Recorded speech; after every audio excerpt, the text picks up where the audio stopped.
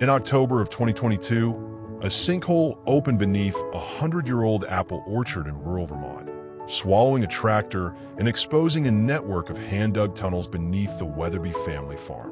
What began as a structural collapse became the unraveling of 3 generations of quiet cruelty.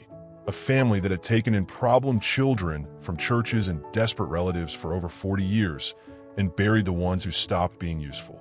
It would take a detective who refused to let the case go cold, a box of cassette tapes recorded by a girl who never got to grow up, and a woman who had spent 30 years believing her childhood was a dream she'd made up to bring the whole thing into the light. Corbett Hollow, Vermont, October 14th, 2022. The Weatherby Orchard had been in continuous operation since 1911. 40 acres of McIntosh and Cortland trees terraced up a low ridge above Corbett Hollow. By the time farmhand Lewis Kepler arrived that morning to start the harvest tractor, the family that owned it, what was left of it, had dwindled to one elderly woman, Constance Weatherby, who mostly kept to the farmhouse and let Lewis run the operation. He didn't hear the ground give way so much as feel it. The tractor lurched, the front wheels dropped 6 inches, and Lewis threw it into reverse a half second too late. By the time he climbed down, shaking, the machine was tilted at a 20-degree angle over a hole roughly 8 feet across, and cold air was rising out of the earth like breath from something sleeping. He called it in as a sinkhole. The county sent an engineer before they sent police, standard procedure for old farmland pocked with abandoned wells and root cellars. But when the engineer, a soft-spoken man named Dale Pruitt, lowered a work light into the opening, he didn't see a well. He saw a tunnel, shored up with timber, running in 2 directions. "You need to call the sheriff," he told Lewis. "Now!" The tunnels. By afternoon, the Corbett County Sheriff's Department had the orchard cordoned off.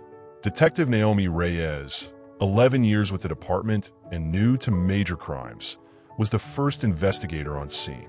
She'd expected old bootlegging tunnels. The region had plenty from Prohibition, but the timber shoring was too clean, too maintained, patched in places with lumber that couldn't have been more than 20 years old. "Somebody's been keeping this up," she said to Pruitt, crouched at the tunnel mouth. "This isn't a 100-year-old dig. Somebody's been using it recently." The first passage ran 30 feet before opening into a chamber roughly the size of a 1-car garage, walls braced with railroad ties, floor-packed dirt covered in decades-old linoleum remnants. There was a cot frame, rusted through, a shelf of mason jars, empty, dust-caked, and on the wall, scratched into the wood at roughly a child's shoulder height, a column of tally marks, hundreds of them, grouped in 5s, running the length of the wall and around the corner into the dark. Reyes counted 11 before she stopped counting and called for forensics. The Weatherby name. The farm's ownership history went back 4 generations, but the name that mattered was Elias Weatherby, who'd run the orchard from 1968 until his death in 2009. Elias was remembered in Corbett Hollow the way small towns remember men like him. A deacon at the Baptist church on Route 9, a fixture at the county fair, a man who took in kids nobody else wanted through an informal arrangement with the church's Family Services Committee. Public records showed Elias and his wife, Ruth, had 3 biological children: Constance, born 1959, Warren, born 1962, and a younger daughter, Wren, born 1971, who appeared in the 1980 census and vanished from every record after 1984. There was no death certificate, no obituary. A single line in a 1985 church bulletin, digitized years later by a genealogy hobbyist, read, "Please keep the Weatherby family in your prayers as they grieve the loss of their youngest, gone to be with the Lord." Gone to be with the Lord isn't a cause of death, Reyes told her partner, Desmond Okafor. That's a phrase you use when you don't want anyone asking follow-up questions. Constance Weatherby, now 63, still lived in the farmhouse. She met Reyes on the porch with a shotgun broken open over her arm. Not raised, just present, the way some rural people answer their door. "That hole's been there as long as I can remember," Constance said. "Old cellar. Nothing down there but rats. There's a cot down there, Ms. Weatherby, and tally marks on the wall." Constance's face didn't change. Kids used to dare each other to go down and sleep a night. Local legend. Spooky old cellar. She said it flatly, rehearsed, the way people recite things they've told themselves so many times the lie has worn smooth. Reyes didn't push. She'd learned, in 11 years, that the people who talked too fast were usually the ones with the least to hide. The second chamber. 3 days into excavation, forensic techs cleared debris from the second tunnel branch and found a chamber smaller than the first. No cot, no shelf, just a child-sized indentation in the packed dirt floor, and against the far wall, a hand-built shelf holding a row of small glass jars, each one containing a single object: a baby tooth, a hair ribbon, a plastic barrette shaped like a strawberry, a Sunday school pin. 7 jars, 7 small trophies. This isn't a root cellar, Okafor said quietly. This was never a root cellar. Reyes photographed each jar before it was bagged. On the underside of the shelf, barely legible, someone had carved initials next to each jar's position: WK, DM, AH, RTCL, and 2 sets that made her stomach drop when she cross-referenced them against the church bulletin archive that afternoon.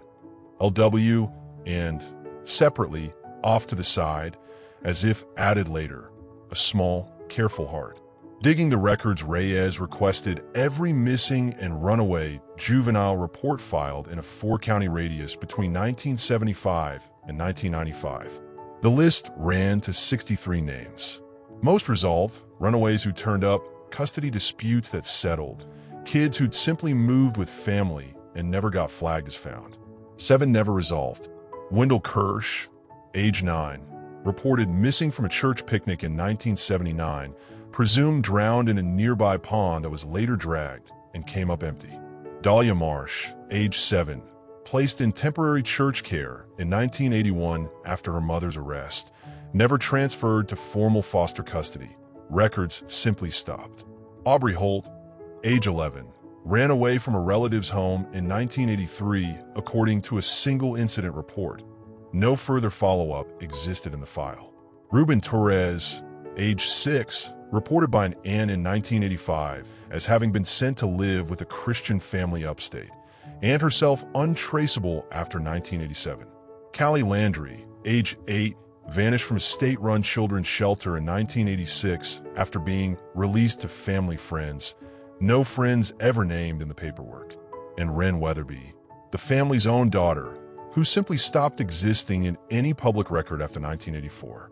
Every file that mentioned a placement agency named the same organization: New Harvest Family Ministries, a now-defunct church-affiliated group that had operated out of the same Baptist church where Elias Weatherby served as deacon.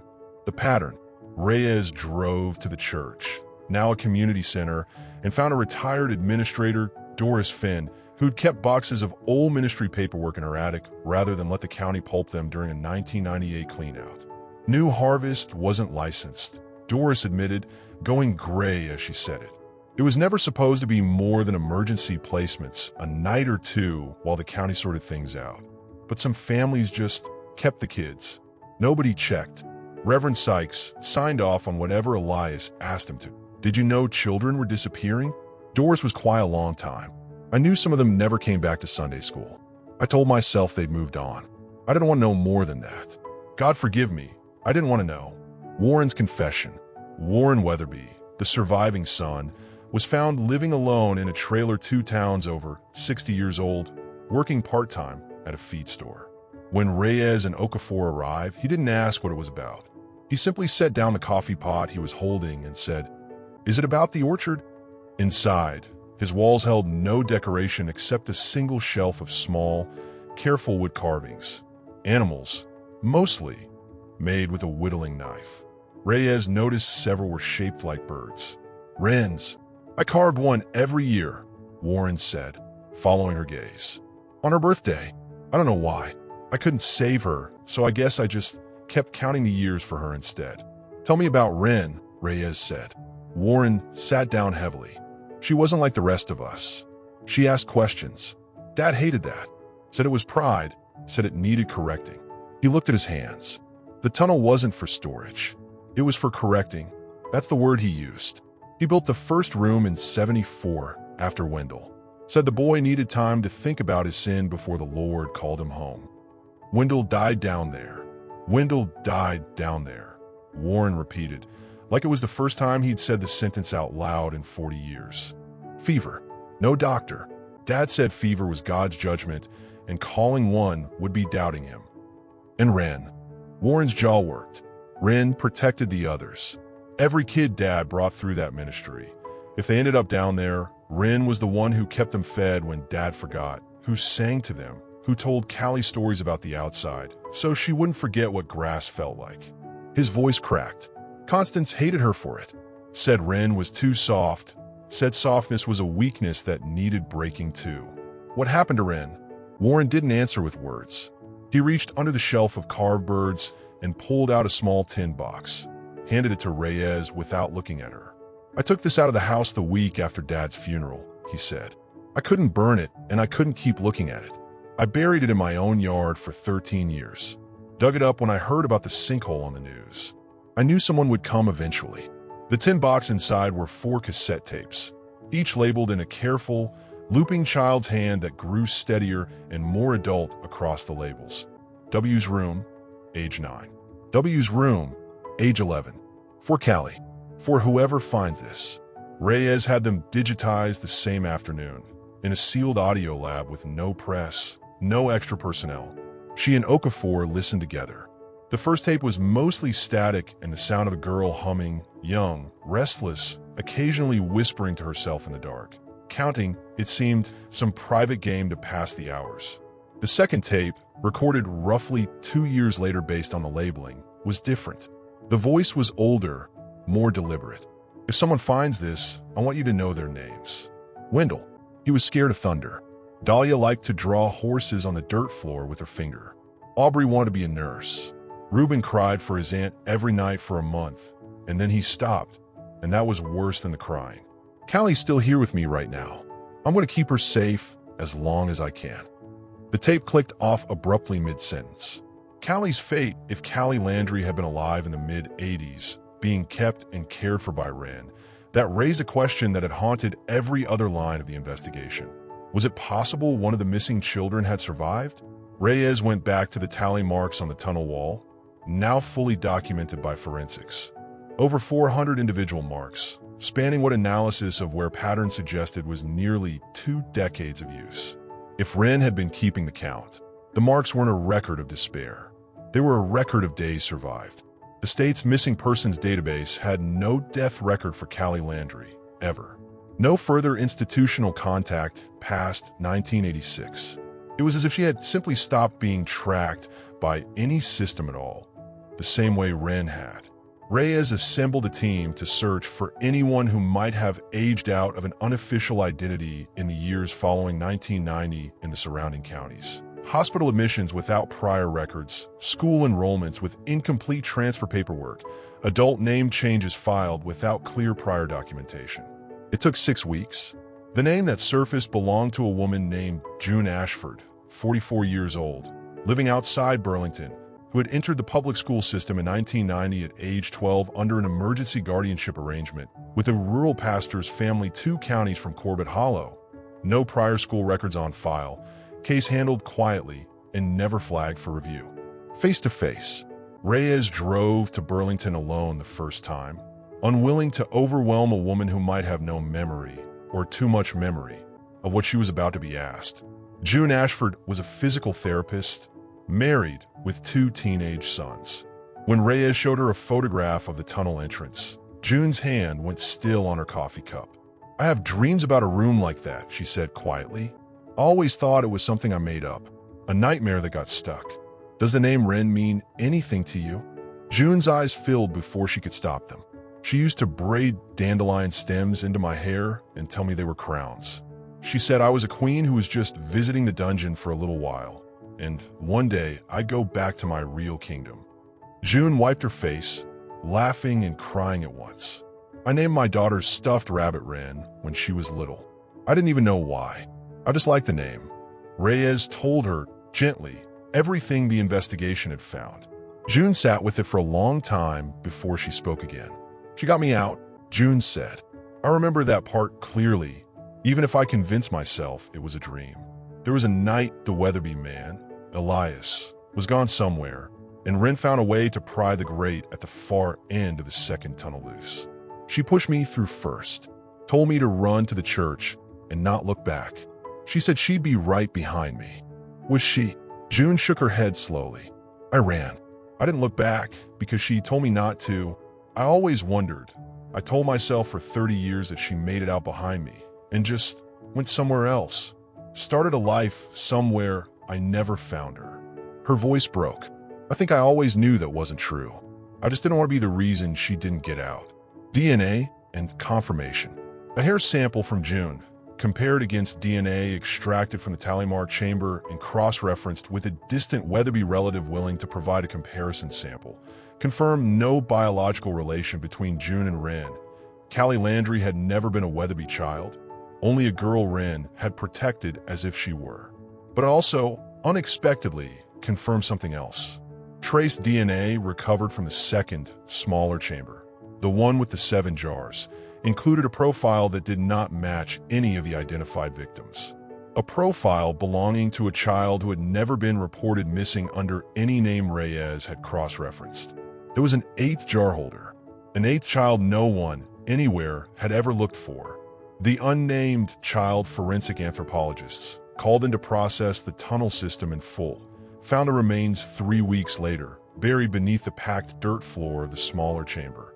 A child, estimated age 4 to 6 at time of death, with heel fractures in both forearms and evidence of prolonged malnutrition predating the injuries that killed him.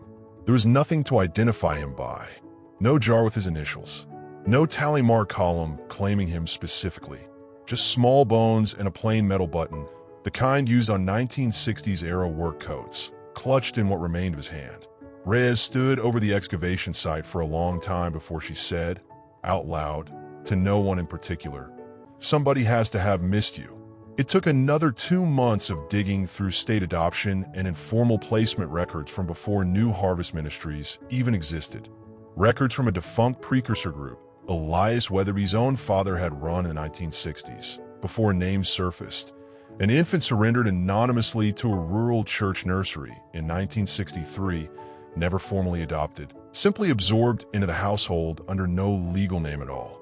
The state issued him a placeholder identifier that had never once, in 59 years, been converted into an actual name. Reyes gave him one anyway, for the report, so that he would exist somewhere on paper as more than a case number. She called him Elias, after nothing in particular except that it felt, to her, like taking the name back from the man who'd erased him. Constance's arrest.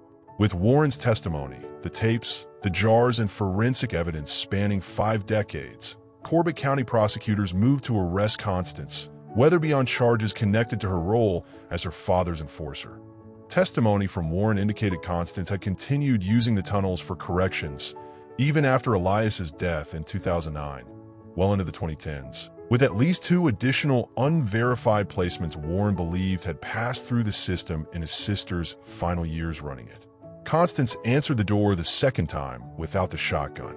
She'd clearly been expecting them. "You'll never prove any of it," she said as Reyes read the warrant. "We have Wren's tapes." Something in Constance's face shifted. Not guilt, Reyes would say later in a report, but irritation. The particular irritation of someone who believed she'd successfully buried a problem and resented discovering she hadn't. Wren was weak, Constance said, echoing the word Warren had used, delivered now without a trace of remorse. She let them cry. Crying doesn't fix anything. Discipline fixes things. "Did you kill her?" Constance's chin lifted. She fell trying to get that little one out through the grate. "I told her the grate was unsafe. She didn't listen. That's not murder. That's consequences. You left her down there. I prayed over her," Constance said, as if this settled the matter. "I gave her a Christian burial in the orchard, same as I'd give any of God's children." Wren found. Constance's admission gave investigators a search radius for the first time in the case's history. The orchard itself, specifically the older rows of Cortland trees Elias had planted in the mid-1970s, an area Constance had never allowed anyone, not Lewis, not previous farmhands, to prune or dig near in decades. Ground-penetrating radar found the anomaly on the second day of scanning, 6 feet down beneath a tree that arborists confirmed had been planted significantly later than its neighbors, sometime in the mid-1980s, judging by trunk growth rings. Right around the time, Wren disappeared from every public record. They found her wrapped in a quilt, a small silver cross around her neck that matched a confirmation photograph Doris Finn had kept in the church archive, and tucked against her chest, a mason jar, empty, unlabeled, as if she'd meant to fill it herself one day and never got the chance. Dental records cross-referenced against a single surviving photograph from a 1980 Sunday school class portrait confirmed it. Wren Weatherby had been found, 38 years after the church bulletin declared her gone to be with the Lord. The trial Constance Weatherby stood trial in the spring of 2024 on charges spanning kidnapping, unlawful imprisonment, and murder in the deaths of Wendell Kirsch. The unidentified boy Reyes had named Elias, and her own sister, Wren. Warren Weatherby testified for the prosecution, his voice steady even as he described the tunnel system his father built and his sister enforced. June Ashford testified about the grate, about the night she ran and never looked back, about 30 years of believing her own memories were nightmares she'd invented. The prosecution played portions of Wren's tapes for the jury. Several jurors cried. The bailiff, according to courtroom reporters, had to step out briefly during the recording where Wren recited the names of the children she remembered. Constance's defense argued diminished capacity, a childhood shaped entirely by her father's doctrine, a woman who had never known another way to parent than the way she herself had been raised. The jury deliberated for 9 hours. Guilty on all counts, Constance Weatherby was sentenced to 3 consecutive life terms without the possibility of parole.